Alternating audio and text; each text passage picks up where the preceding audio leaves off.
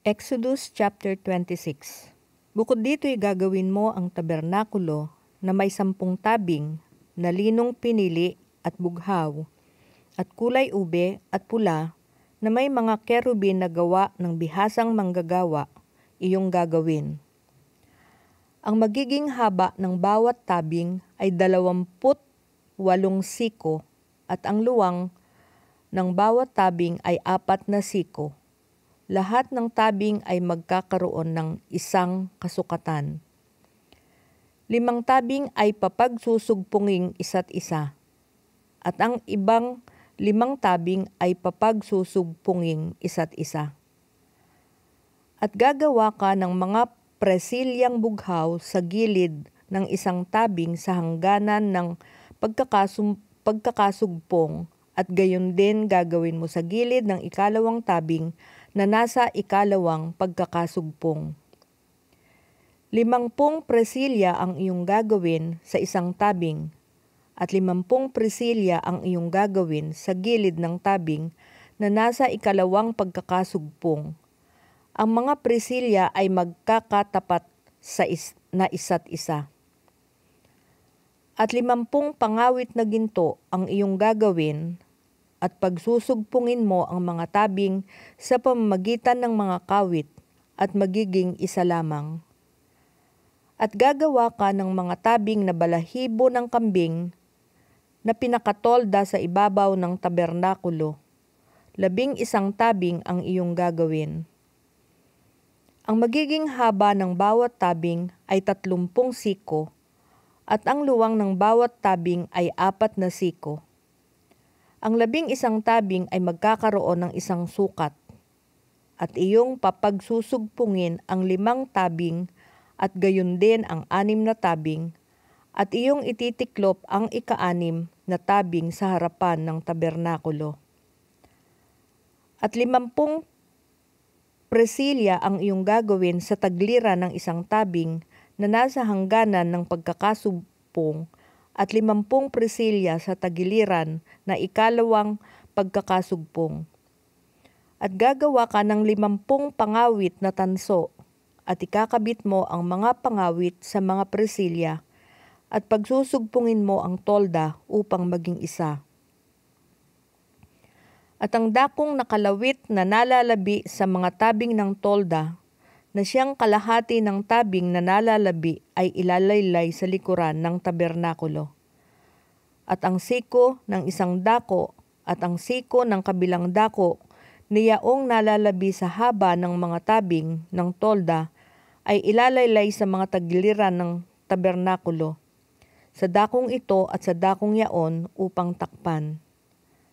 At gagawa ka ng isang pangtakip sa tolda na balat ng lalaking tupa na tininang pula, at isang pangtakip na balat ng poka sa ibabaw. At igagawa mo ng mga tabla ang tabernakulo na kahoy ng akasya ng mga patayo. 10 siko ang magiging haba ng isang tabla, at 1 siko at kalahati ang luwang ng bawat tabla. 2 mitsa magkakaroon ang bawat tabla na nagkakasugpong sa isa't isa. Ang gagawin mo sa lahat ng tabla ng tabernakulo.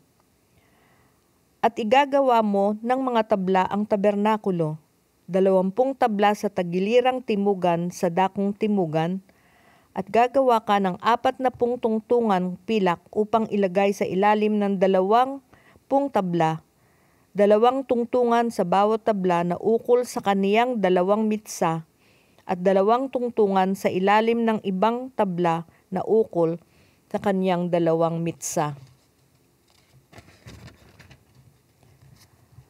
At sa 2 tagliran ng tabernakulo sa dakong hilagan ay 20 tabla, at ang kanilang 40 tungtungan pilak, 2 tungtungan sa ilalim ng isang tabla at 2 tungtungan sa ilalim ng kabilang tabla. At sa dakong hulihan ng tabernakulo sa dakong kalunuran ay igagawa mo ng 6 na tabla, at igagawa mo ng 2 tabla ang mga sulok ng tabernakulo sa dakong hulihan. At pagpapatungin sa dakong ibaba, at gayon din na maugnay sa itaas niyaon sa isang argolya, gayon ang gagawin sa dalawa para sa dalawang sulok. At magkakaroon ng 8 tabla, at ang kanilang mga tungtungang pilak ay 16 na tungtungan, 2 tungtungan sa ilalim ng isang tabla, at 2 tungtungan sa ilalim ng kabilang tabla.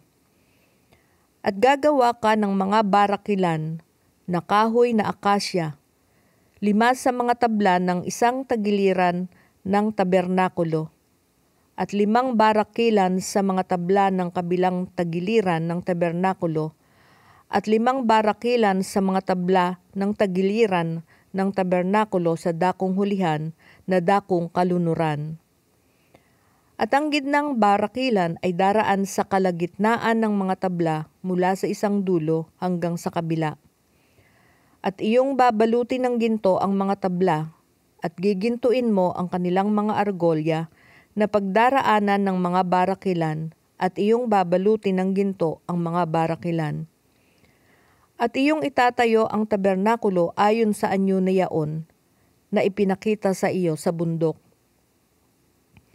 At gagawa ka ng isang lambong na bughaw at kulay ube, at pula at linong pinili na may mga kerubing mainam ang pagkayari. At iyong isasampay sa 4 na haliging akasya na balot ng ginto, na pati ng kanilang mga pang-ipit ay ginto rin na nakapatong sa ibabaw ng 4 na tuntungang pilak. At iyong ibibitin ang lambong sa ilalim ng mga pangalawit, at iyong ipapasok doon sa loob ng lambong ang kaba ng patutuo, at paghihiwalayin sa inyo ng lambong ang dakong banal at ang kabanal-banalang dako. At iyong ilalagay ang luklukan ng awa sa ibabaw ng kaba ng patutuo sa kabanal-banalang dako. At iyong ilalagay ang dulang sa labas ng lambong, at ang kandilero ay sa tapat ng dulang sa tagiliran ng tabernakulo na dakong timugan, at ang dulang ay ilalagay mo sa dakong hilagaan. At igagawa mo ng isang tabing ang pintuan ng tolda na kayong bughaw at kulay ube, at pula at linong pinili na yari ng mangbuburda. At igagawa mo ang tabing ng 5 haliging akasya, at babalutin mo ng ginto, na ang sima ng mga yaon ay ginto rin, at ang ipagbubuo mo ng 5 tungtungan. Chapter 27. At gagawin mong kahoy ng akasya ang dambana, na 5 siko ang haba at 5 siko ang luwang. Ang dambana ay gagawing parisukat, at ang taas ay magkakaroon ng 3 siko.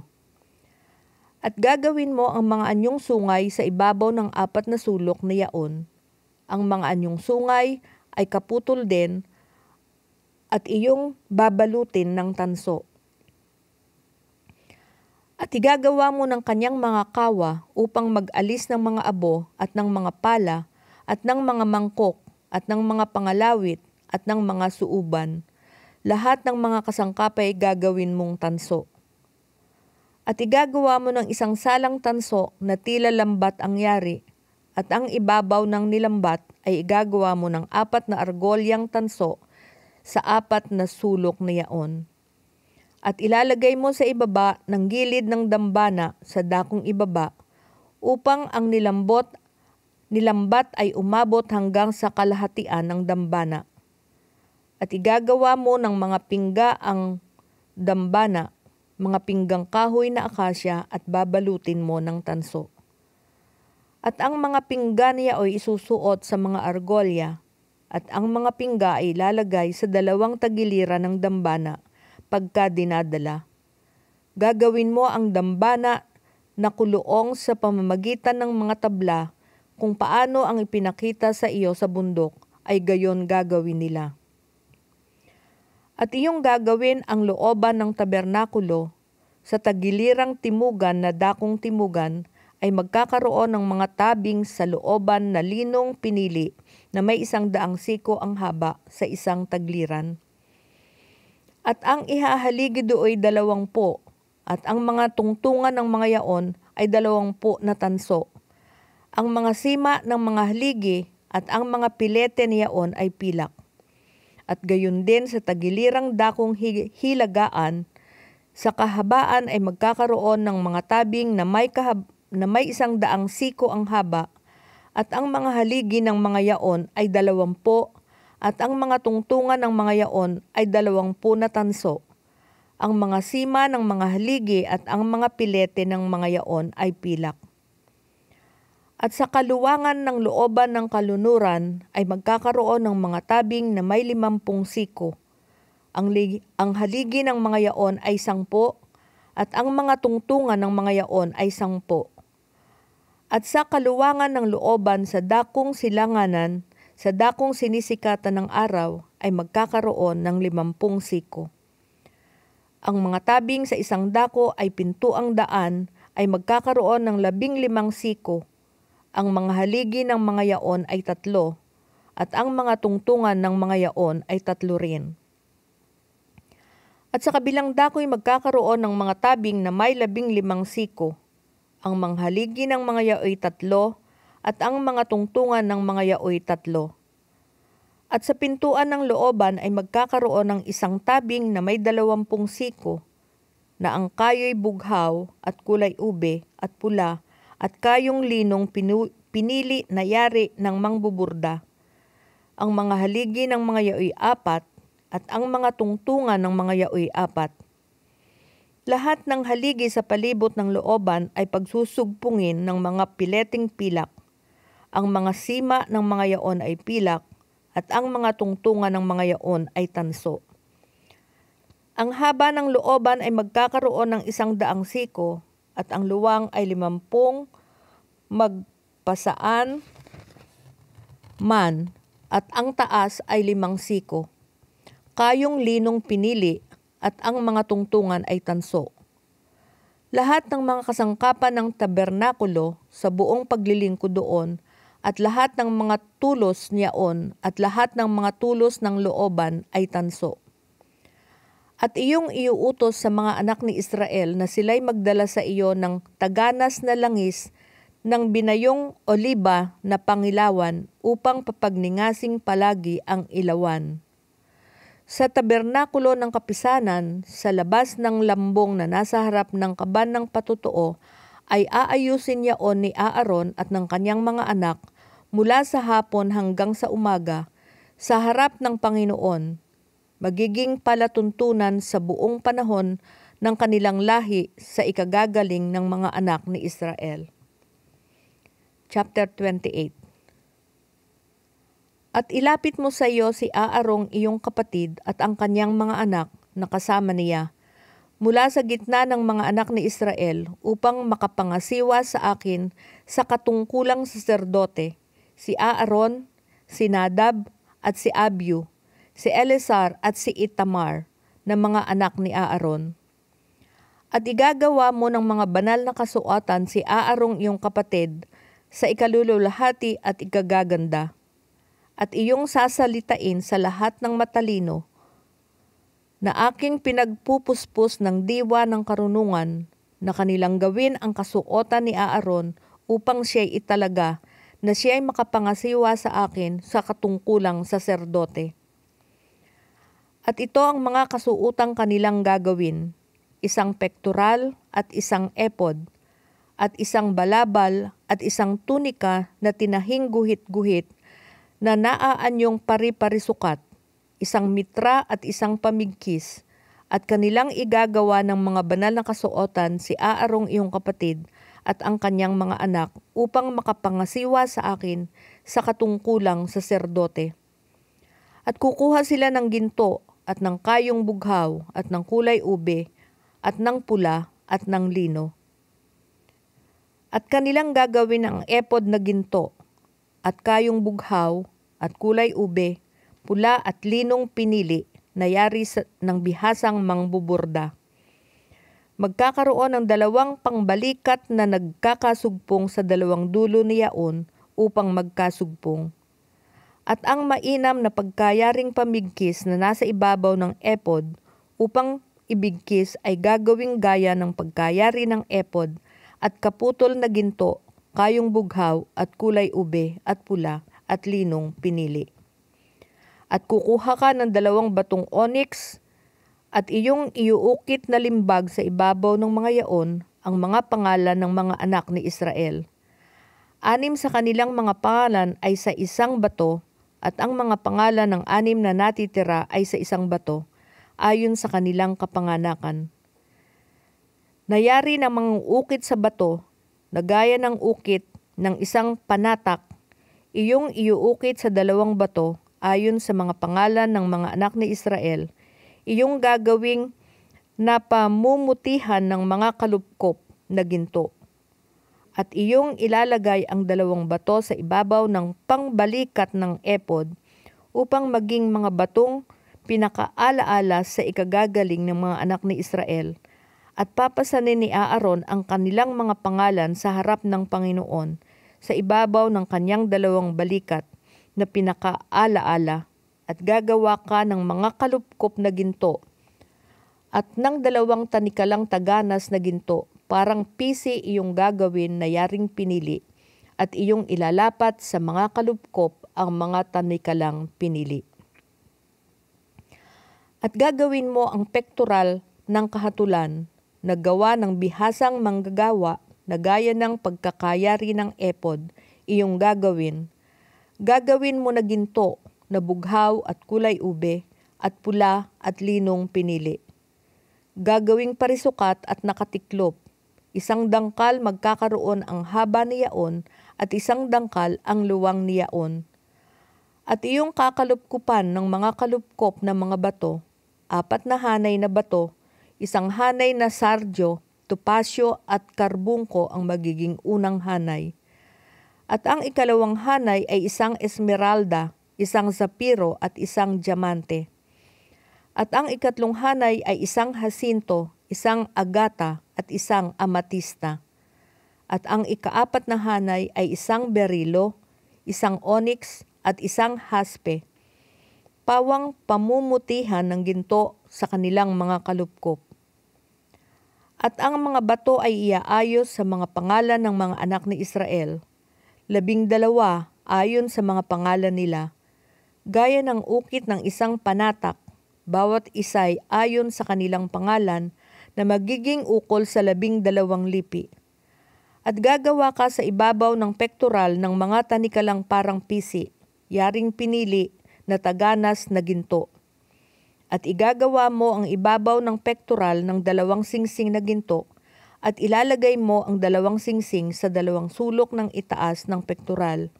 At inyong ilalagay ang 2 pinising tanikalang ginto sa 2 singsing sa mga sulok ng pektoral. At ang 2 dulo ng 2 tanikala ng pinili ay iyong ilalapat sa 2 kalupkop at iyong mga ilalagay sa mga pangbalikat ng epod sa harapan. At gagawa ka ng 2 singsing na ginto at mga ilalagay mo sa 2 sulok ng pektoral sa laylayan ni yaon na nasa dakong kabaligtaran ng epod. At gagawa ka ng 2 singsing na ginto at iyong mga ikakapit sa 2 pangbalikat ng epod, sa dakong ibaba sa harapan na malapit sa pagkakasugpong sa ibabaw ng mainam na pagkakayaring pamigkis ng epod. At kanilang itatali ang pektoral sa pamamagitan ng mga singsing ni yaon sa mga singsing ng epod ng 1 taling bughaw upang mamalagi sa ibabaw ng mainam na pagkayaring pamigkis ng epod at upang ang pektoral ay huwag makalag sa epod. At dadalhin ni Aaron sa kanyang sinapupunan ang mga pangalan ng mga anak ni Israel na nasa pektoral ng kahatulan pagka siya'y pumapasok sa dakong banal na pinakaalaala sa harap ng Panginoon na palagi. At ilalagay mo sa pektoral ng kahatulan ang Urim at ang Tumim at mga ilalagay na sinapupunan ni Aaron pagka siya'y pumapasok sa harap ng Panginoon, at dadalhing palagi ni Aaron sa harap ng Panginoon ang kahatulan sa mga anak ni Israel na nasa kanyang sinapupunan. At gagawin mo ang balabal ng epod na taganas na bughaw, at magkakaroon ng 1 pinakaleeg sa gitna niyaon. Magkakaroon ito ng 1 uriang tinahi sa palibot ng pinakaleeg gaya ng butas ng isang kosiklete upang huwag mapunit. At ang saya na yaon ay igagawa mo ng mga granadang bughaw at kulay ube at pula sa palibot ng mga saya na yaon at ng mga kampanilyang ginto sa gitna ng mga yaon sa palibot. Isang kampanilyang ginto at isang granada, isang kampanilyang ginto at isang granada sa saya sa ibaba ng balabal sa palibot. At isusuot ni Aaron upang mga siwa at ang tunog niya ay marinig kapag siya'y pumapasok sa dakong banal sa harap ng Panginoon at pagka siya'y lumalabas upang siya'y huwag mamatay. At gagawa ka ng isang laminang taganas na ginto at do'y isusulat mong ukit na ayon sa ukit ng isang panatak, banal sa Panginoon. At iyong ilalagay sa isang listong bughaw at malalagay sa ibabaw ng mitra, sa ibabaw ng harapan ng mitra malalagay. At malalagay sa noo ni Aaron at dadalhin ni Aaron ang kasamaan ng mga banal na bagay na pakakabanalin ng mga anak ni Israel sa lahat nilang mga banal na kaloob at malalagay na palagi sa kanilang noo upang tanggapin sa harap ng Panginoon. At iyong hahabihin ang kasuotan na anyong parisukat na lino at iyong gagawin ang mitra na lino at iyong gagawin ang pamigkis na yari ng mangbuburda. At iyong igagawa ang mga anak ni Aaron ng mga kasuotan at iyong igagawa sila ng mga pamigkis at iyong igagawa sila ng mga tiyara sa ikalululhati at ikagaganda. At iyong isusuot kay Aarong iyong kapatid at sa kanyang mga anak na kasama niya, at iyong papahiran ng langis sila, at iyong itatalaga sila, at iyong papagbanalin sila, upang sila'y makapangasiwa sa akin sa katungkulang saserdote. At iyong igagawa sila ng mga salawal na lino, upang takpan ang laman ng kanilang kahubaran, mula sa mga balakang hanggang sa mga hita aabot. At isusuot ni Aaron at ng kanyang mga anak, pagka sila'y pumapasok sa tabernakulo ng kapisanan, o pagka sila'y lumalapit sa dambana upang mga siwa sa dakong banal, upang sila'y huwag magdala ng kasamaan at huwag mamatay, magiging isang palatuntunang walang hanggan sa kanya at sa kanyang binhi pagkamatay niya. Chapter 29.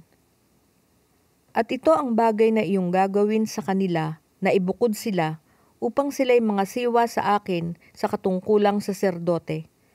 Kumuha ka ng isang guyang toro at ng 2 lalaking tupang walang kapintasan, at tinapay na walang libadura at mga munting tinapay na walang libadura na hinaluan ng langis at mga manipis na tinapay na walang libadura na pinahiran ng langis na gagawin mo sa mainam na harina ng trigo. At iyong isisilid sa isang bakol at dadalhin mo na nasa bakol 10 toro at ng 2 tupang lalaki. At si Aaron at ang kanyang mga anak ay iyong dadalhin sa pintuan ng tabernakulo ng kapisanan at iyong huhugasan sila ng tubig. At iyong kukunin ang mga kasuotan at iyong isusuot kay Aaron ang tunika niya at ang balabal ng epod at ang epod at ang pektoral at bibigkisin mo ng mainam na pagkayaring pamigkis ng epod. At iyong ipuputong ang mitra sa kanyang ulo at ipapatong mo ang banal na korona sa mitra. Saka mo kukunin ang langis na pangpahid at ibubuhos mo sa ibabaw ng kanyang ulo at papahiran mo ng langis siya. At iyong dadalhin ang kanyang mga anak at susuotan mo ng mga tunika sila. At iyong bibigkisin sila ng mga pamigkis, si Aaron at ang kanyang mga anak. At itatali mo ang mga tiyara sa kanyang ulo. At tatamuhin nila ang pagkakasaserdote ng pinakapalatuntunang palagi. At iyong papagbabanalin si Aaron at ang kanyang mga anak. At iyong dadalhin ang toro sa harap ng tabernakulo ng kapisanan, at ipapatong ni Aaron at ng kanyang mga anak ang kanilang kamay sa ulo ng toro. At iyong papatayin ang toro sa harap ng Panginoon sa pintuan ng tabernakulo ng kapisanan. At kukuha ka ng dugo ng toro at ilalagay mo sa iyong daliri sa ibabaw ng mga anyong sungay ng dambana at iyong ibubuhos ang lahat ng dugo sa paanan ng dambana. At kukunin mo ang buong taba na nakababalot sa bituka at ang mga lamak ng atay at ang 2 bato at ang taba na nasa ibabaw ng mga yaon at susunugin mo sa ibabaw ng dambana. Datapot ang laman ng toro at ang balat at ang dumi ay iyong susunugin sa apoy sa labas ng kampamento, handog nga dahil sa kasalanan. Kukunin mo rin ang isang lalaking tupa at ipapatong ni Aaron at ng kanyang mga anak ang kanilang kamay sa ulo ng lalaking tupa. At iyong papatayin ang lalaking tupa at iyong kukunin ang dugo at iyong iwiwisik sa palibot sa ibabaw ng dambana. At iyong kakatayin ang tupa at huhugasan mo ang bituka at ang mga hita at ipapatong mo sa mga pinagputol-putol at sa ulo. At iyong susunugin ang buong tupa sa ibabaw ng dambana, handog na susunugin nga sa Panginoon, pinakamasarap na amoy na handog sa Panginoon na pinaraan sa apoy. At kukunin mo ang isang tupa at ipapatong ni Aaron at ng kaniyang mga anak ang kanilang kamay sa ulo ng tupa. Saka mo papatayin ang tupa at kukunin mo ang dugo at ilalagay mo sa pingol ng kanang tainga ni Aaron at sa pingol ng kanang tainga ng kaniyang mga anak at sa hinlalaki ng kanilang kanang kamay at sa hinlalaki ng kanilang kanang kamay at iwiwisik mo ang dugong labis sa ibabaw ng dambana sa palibot. At kukuha ka ng dugo na nasa ibabaw ng dambana at ng langis na pampahid at iwiwisik mo kay Aaron at sa kanyang mga suot at sa kanyang mga anak na kasama niya at ikapapaging banal niya at ng kaniyang mga suot at ng kanyang mga anak at ng mga suot ng kanyang mga anak na kasama niya. Kukunin mo rin naman sa lalaking tupa ang taba at ang matabang buntot at ang tabang nakabalot sa mga bituka at ang mga lamak ng atay at ang 2 bato at ang taba na nasa ibabaw ng mga yaon at ang kanang hita sapagkat isang lalaking tupa na itinalaga. At isang malaking tinapay at isang munting tinapay na nilangisan at isang manipis na tinapay sa bakol ng tinapay na walang libadura na nasa harap ng Panginoon. At iyong ilalagay ang kabuuan sa mga kamay ni Aaron at sa mga kamay ng kanyang mga anak at iyong mga luluglugin na pinakahandog na niluglog sa harap ng Panginoon.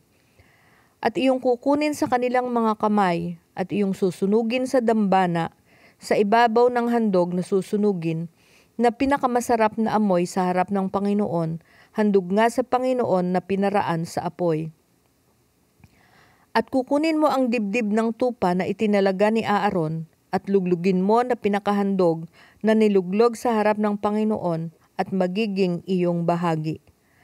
At iyong ihihiwalay ang dibdib ng handog na niluglog at ang hita ng handog na itinaas, ang niluglog at ang itinaas ng lalaking tupa na itinalaga na kay Aaron at sa kanyang mga anak.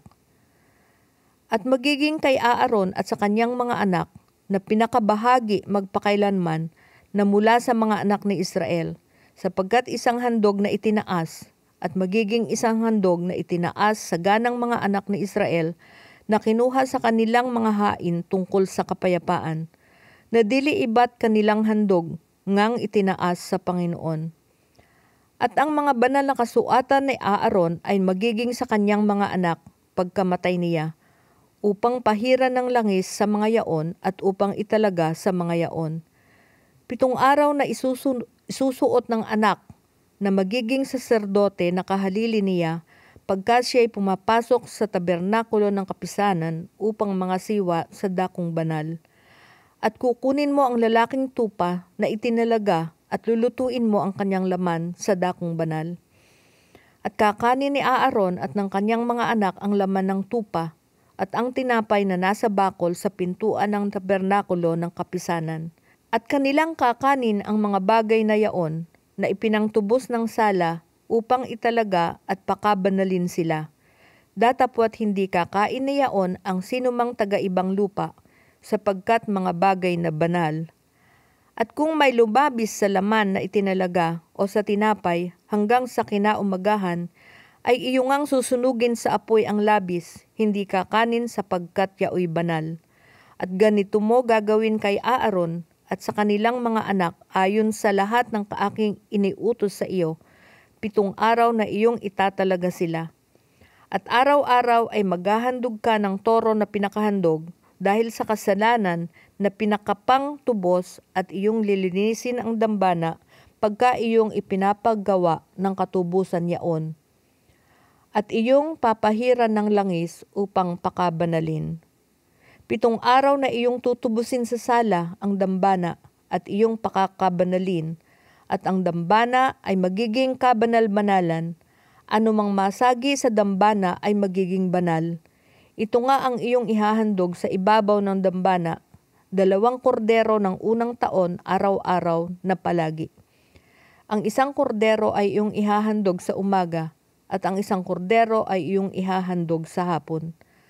At kasama ng 1 kordero na iyong ihahandog ang 10 bahagi ng 1 efa ng mainam na harina na may halong 4 na bahagi ng 1 hin ng langis na hinalo, at ang 4 na bahagi ng 1 hin na alak ay pinakahandog na inumin. At ang 1 kordero ay iyong ihahandog sa hapon, at iyong gagawin ayon sa handog na harina sa umaga, at ayon sa inuming handog na yaon, na pinakamasarap na amoy, na handog nga sa Panginoon na pinaraan sa apoy. Magiging isang palaging handog na susunugin sa buong panahon ng inyong lahi sa pintuan ng tabernakulo ng kapisanan sa harap ng Panginoon na aking pakikipagkitaan sa inyo upang makipag-usap ako roon sa iyo. At dooy makikipagtagpo ako sa mga anak ni Israel, at ang tolda ay pakakabanalin sa pamamagitan ng aking kaluwalhatian. At aking pakakabanalin ang tabernakulo ng kapisanan at ang dambana. Si Aaron man at ang kanyang mga anak ay aking papagbabanalin upang mga siwa sa akin sa katungkulang saserdote. At ako'y tatahan sa gitna ng mga anak ni Israel, at ako'y magiging kanilang Diyos. At kanilang makikilala na ako ang Panginoon nilang Diyos na kumuha sa kanila sa lupain ng Ehipto upang ako'y tumahan sa gitna nila. Ako ang Panginoon nilang Diyos. Chapter 30. At gagawa ka ng 1 dambana na mapagsusunugan ng kamangyan, na kahoy na akasya iyong gagawin. 1 siko magkakaroon ang haba na yaon, at 1 siko ang luwang na yaon, parisukat nga, at 2 siko magkakaroon ang taas na yaon. Ang mga anyong sungay na yaon ay kaputol din. At iyong babalutin ng taganas na ginto ang ibabaw na yaon, at ang mga tagiliran na yaon sa palibot, at ang mga sungay na yaon ay igagawa mo ng 1 kornisang ginto sa palibot. At igagawa mo yaon ng 2 argolyang ginto sa ilalim ng kornisa, sa dakong itaas ng 2 tagliran iyong gagawin, at magiging suutan ng mga pingga upang mabuhat. At ang iyong gagawing mga pingga ay kahoy na akasya, at iyong babalutin ng ginto. At iyong ilalagay sa harap ng tabing na nasa siping ng kaban ng patutuo, sa harap ng luklukan ng awa na nasa ibabaw ng kaban ng patutuo, na aking pakikipagtagpuan sa iyo. At magsusunog si Aaron sa ibabaw na yaon ng kamangyan na mababangong espesya tuwing umaga pagka kanyang inaayos ang mga ilawan, ay susunugin niya. At pagka sinisindihan ni Aaron ang mga ilawan sa hapon, ay kanyang susunugin na 1 kamangyang palagi sa harap ng Panginoon sa buong panahon ng inyong mga lahi. Huwag kayong maghahandog ng ibang kamangyan sa ibabaw ni yaon, o ng handog na susunugin, o ng handog na hari naman, at huwag kayong magbubuhos ng inuming handog sa ibabaw ni yaon. At si Aaron ay tutubos ng sala sa ibabaw ng mga anyong sungay ng dambana, minsan sa 1 taon.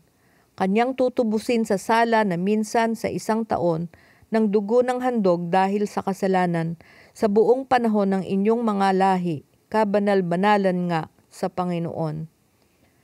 At ang Panginoon ay nagsalita kay Moises na sinasabi, "Pagbilang mo sa mga anak ni Israel, ayon sa mga nabilang sa kanila, ay magbibigay nga ang bawat isa sa kanila ng katubusan ng kanyang kaluluwa sa Panginoon. Pagka iyong binibilang sila, upang huwag magkaroon ng salot sa gitna nila pagka iyong binibilang sila. Ito ang kanilang ibibigay, bawat maraanan sa kanila na nangabibilang kalahati ng 1 siklo ayon sa siklo ng sanktuaryo. Ang 1 siklo ay 20 gera, kalahating siklo ng pinakahandog sa Panginoon. Bawat maraanan sa kanila na nangabibilang mula sa 20 taong gulang na patanda ay magbibigay ng handog sa Panginoon.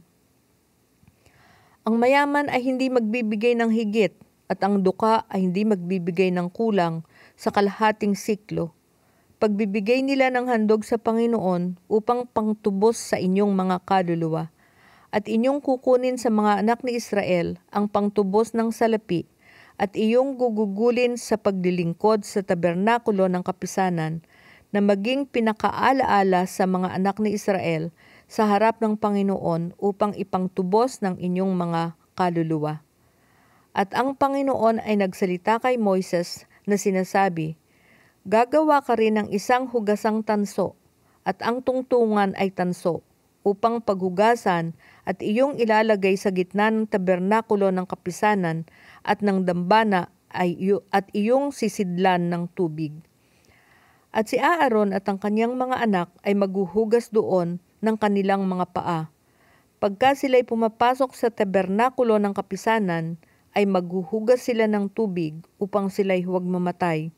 O pagka sila'y lumalapit sa dambana ng mga siwa upang magsunog ng handog na pinaraan sa apoy sa Panginoon.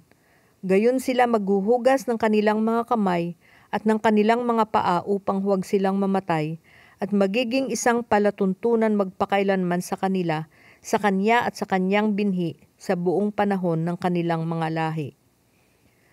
Bukod dito'y nagsalita ang Panginoon kay Moises na sinasabi, "Magdala ka rin ng mga pinakamagaling na espesya, ng taganas na mira ay 500 siklo, at ng mabangong kanela ay kalahati nito, 250, at ng mabangong kalamo ay 250, at ng kasya 500 ayon sa siklo ng sanktuaryo, at ng langis ng oliba ay 1 hin. At iyong gagawing banal na langis na pangpahid, 1 pabangong kinatha ng ayon sa katha ng manggagawa ng pabango, siya ngang magiging banal na langis na pangpahid. At iyong papahiran yaon ang tabernakulo ng kapisanan at ang kaban ng patutuo, at ang dulang at ang lahat ng mga kasangkapan yaon, at ang kandilero at ng mga kasangkapan yaon, at ang dambanang suuban, at ang dambana ng handog na susunugin, 10 ng lahat ng mga kasangkapan, at ang hugasan at ang tungtungan. At pakabanalin mo upang maging mga kabanal-banalan, lahat ng makahipo sa mga yaoy magiging banal. At iyong papahiran ng langis si Aaron at ang kanyang mga anak, at iyong papagbabanalin sila, upang sila'y mga siwa sa akin sa katungkulang saserdote. At iyong sasalitain sa mga anak ni Israel na iyong sasabihin, ito'y magiging banal na langis na pangpahid sa akin sa buong panahon ng iyong mga lahi. Sa laman ng tao ay huwag ninyong ibubuhos, ni huwag kayong gagawa ng gaya niyan sa pagkakatha, banal nga at aariin ninyong banal. Sino mang kumatha ng gaya niyan o sino mang gumamit niyan sa isang taga-ibang lupa ay ihihiwalay sa kaniyang bayan." At sinabi ng Panginoon kay Moises, "Magdala ka ng mababangong espesya, estakte at onika, at galbano, mabangong espesya na may taganas na kamangyan na magkakaisa ng timbang. At iyong gagawing kamangyan na isang pabangong ayon sa katha ng manggagawa ng pabango at natinimplahan ng asin na pulos at banal. At iyong didikdikin ang iba niyan ng durog na durog at ilalagay mo sa harap ng kaba ng patutuo sa loob ng tabernakulo ng kapisanan na aking pakikipagtagpuan sa iyo. Ariin ninyong kabanal-banalan at ang kamangyan na inyong gagawin ayon sa pagkakatha niyan ay huwag niyong gagawin para sa inyo, aariin mong banal sa Panginoon. Sino mang gumawa ng gaya niyan upang amuyin ay ihihiwalay sa kanyang bayan.